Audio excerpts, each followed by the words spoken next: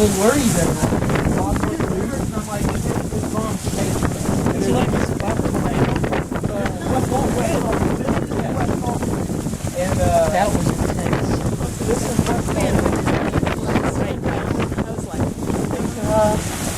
that was crazy.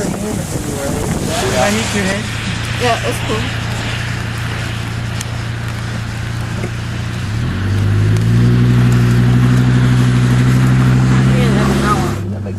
They reported stronger winds for Edwardsville, so I'm saying that tree's uprooted. The other tree was uprooted just back there. They could have. I mean, dang. What is this stuff that was already cut down and just blew around?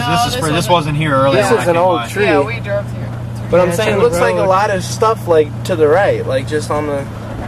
Yeah, when this car goes by, I'm gonna back up a little bit. What is that, power line? That is power line.